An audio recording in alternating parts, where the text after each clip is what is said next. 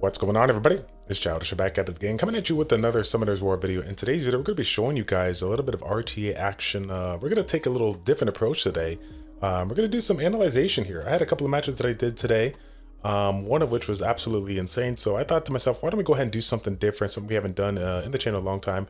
And we're just going to showcase a couple of matches here, kind of go through my thought process on it, and then give you guys an opportunity to leave a comment in the comment section down below telling me how trash of a player I am because of the mistakes that I made. But honestly, guys, no, this is actually really fun for me. This is something that I used to do in the very beginning in 2014. You know, basically getting into those arena offense and talking about why I choose the things that I do, why I do the things that I do, and just kind of elaborate on my thought process as it plays out here. So I've already pre-recorded this, and we're going to go and play it out. And then I'll kind of stop it here and there to kind of talk about, you know, what the kind of game plan is. So shouts out to Joey Balls one time, which of course is a person here from the SSA Say Swag again community. We're going up against him in the Conquer 2 rank here of RTA Season 20. So I'm going to go ahead and start it out. Typical first pick here. He leads off with his head gang in the Fire Bison. So in this particular spot, really didn't know what I wanted to do in this.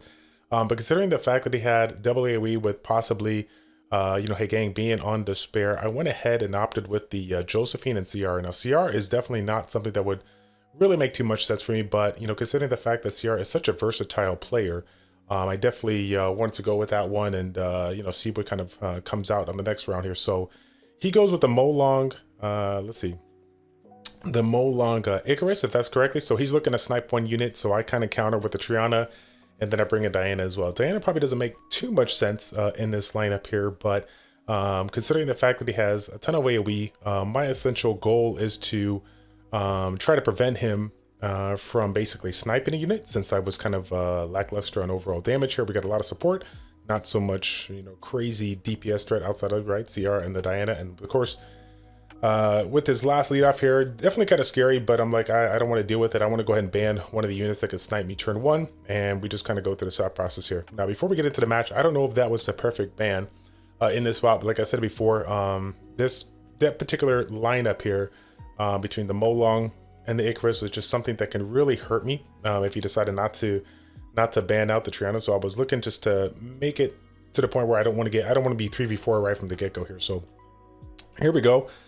You know, he goes ahead and does a strip like I predicted. He's on the Despair set here, so we get the free shield to kind of keep us alive for a little bit.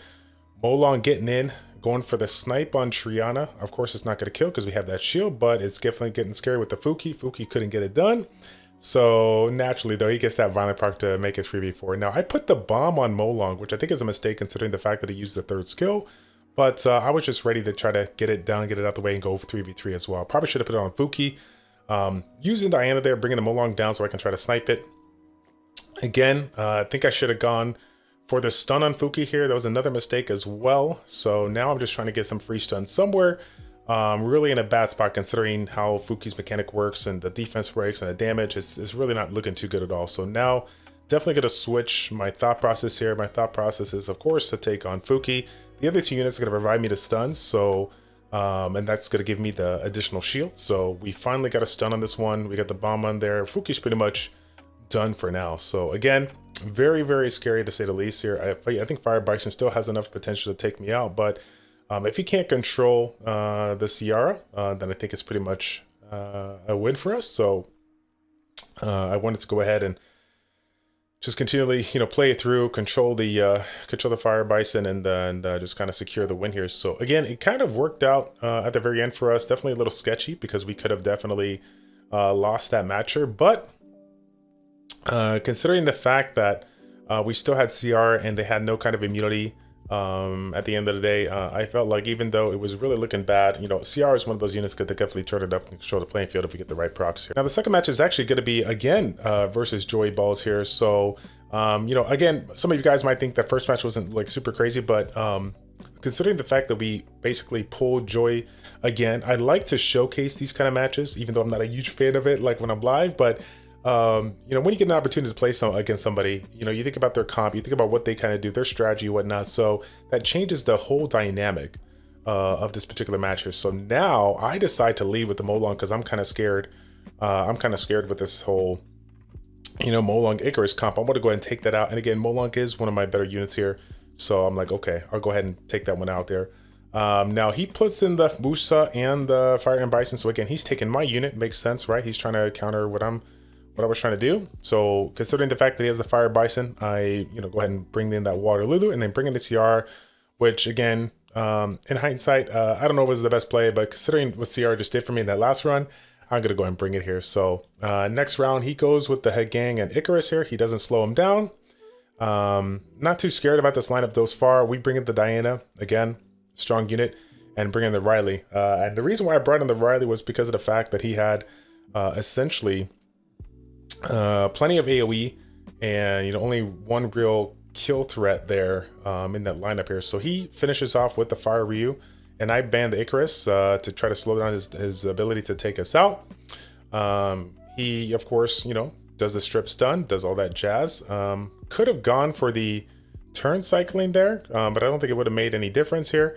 Unfortunately though, the one thing I did overlook in this spot is the fact that between Fire and Bison skill 2, the Wusa skill 2, and then of course Fire Ryu having the elemental advantage towards this one, he definitely had the potential to snipe somebody, as he's trying to do right now. So unfortunately, it didn't work out in the favor. The Fire Ryu procs, the Fire and Bison gets in there, and we kind of lose that match. Again, that was a super quick match here. Unfortunately, I didn't get the win on that spot, but I want to go ahead and showcase it because once again, this is I'm trying to give you guys the opportunity to learn from my mistakes and whatnot here. Don't really know if the Icarus was the right ban. I think it was a decent ban nonetheless.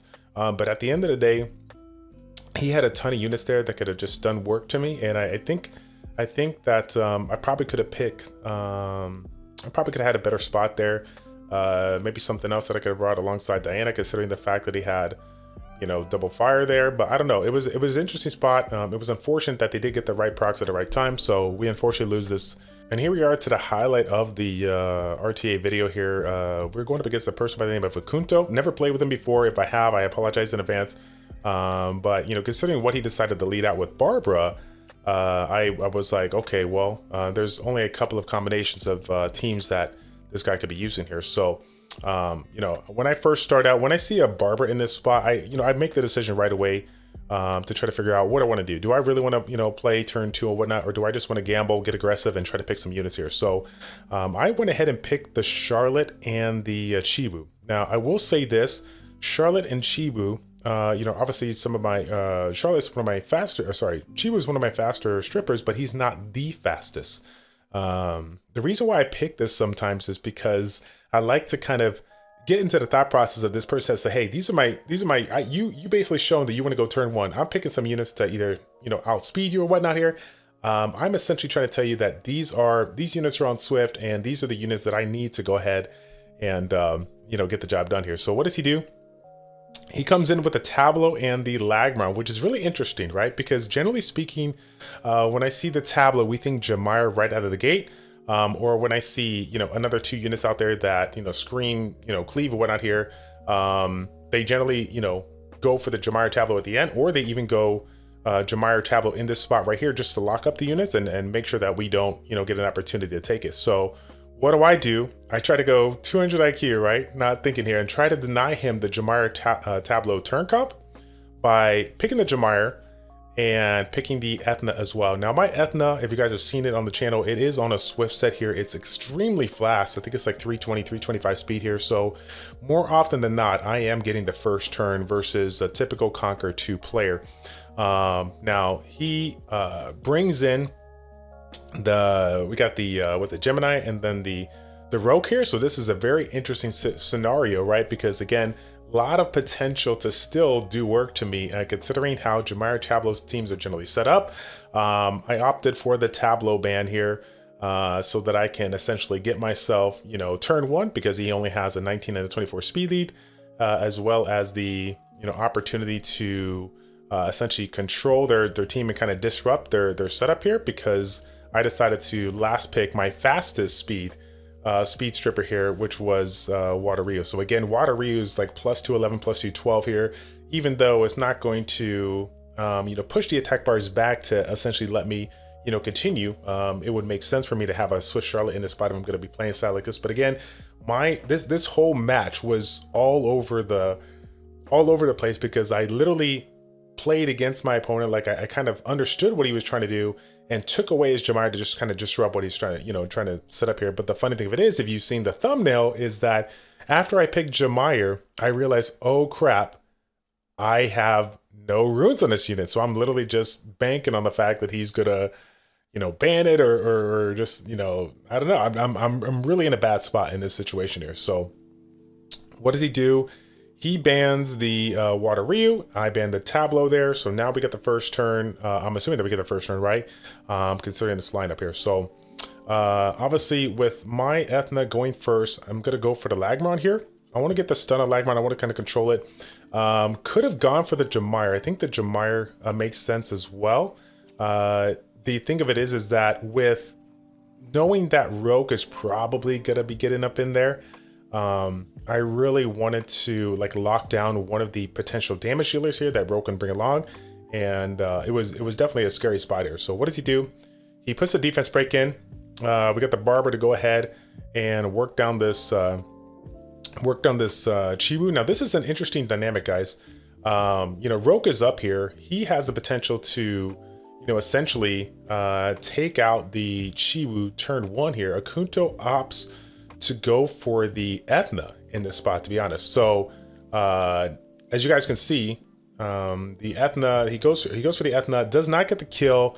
In my humble opinion, this is a huge mistake here. I felt like he should have just gone skill 1 on the Chiwu and then gone turn 2 or whatever on the Ethna, just to take away the unit here, because now Chiwu gets in there, pulls a little bit of attack bar back, which in hindsight doesn't really make any difference here, but it's, at the end of the day, it's still a little bit of damage. Charlotte comes in, we get the kill on the Lagmaron. Jamire sneaks in the reset, and now we have the potential once again to stun lock somebody else here, one of his damage dealers here. So do a little bit of damage on Gemini. Don't think it makes any difference at all, but of course with the skill reset on Jamire, the Jamire with no runes, we get the attack bar improvement once again. We get the kills on there, and then we're able to get the job done here overall. So again, this is a really interesting match. I'm so excited to showcase you guys, because again, this is not something that generally happens. We try to go 200 IQ by picking a unit that essentially they use to combo one of their strongest things, and unfortunately it hurts us in the sense that we picked a unit that we didn't have any room, because that's a huge epic fail here. That being said though, luckily enough for me, Akunto also in the same place as me, right? We're not perfect, we're not, we make mistakes here, and I think he could have had this one down. I think he could have opted to go for just a quick kill here and take out the Chiwu and then work on the Ethna, but unfortunately it didn't work out in his favor. Didn't get the kill here, and once that happened, between Chibu's pullback on the strip as well as Charlotte's pullback with the attack combination on both the positive and negative side, I think that was pretty much it. It was donezo, regardless of the fact that I did not have any runes on Jamire. It was enough attack bar manipulation to get the reset, continuously control them, and stun lock them until we got the win here. So let me know what you guys think about this. Once again, fam, you guys know we made a video a few days ago talking about some of the things that I'm looking forward to do in 2022. What can we do to mix it up? What can we do to do something that we haven't done before in a while? And me personally, I am not a strong RTA player. I make a lot of mistakes, which is hence why this quote-unquote Guardian 1 account is still tilting off his matches and finishing off at C2 at the end of the season. But either way, I think having an opportunity to show you guys and kind of going back and forth troubleshooting, theory crafting on this one might make me a better player, might make you guys a better player, and I'm happy to share my highs and my lows in this crazy world of RTA that we have here. So again, if you guys like the video, stop what you're doing, please like the video, subscribe to the channel, and then of course if you want to see the next one, hit the notification bell so you guys know when the next video drops. Okay, take care guys, happy Sunday to you. I hope to see you guys on stream tonight, twitch.tv/childish402. We're probably going to start off with a little Summoners Ward, a little RTA if I have any wings left off, and then we'll maybe have some fun. I'll probably hop into a little poker tournament on PokerStars, which is the application that I used to play on the side here when I don't get a chance to play live or at a home game, and we'll see how I do on that. Okay, that's gonna be a fan. Thank you all so much for tuning in. It's your boy Childish and ChildishPlays checking out. Take care, and we'll see you all in the next one. I'm out.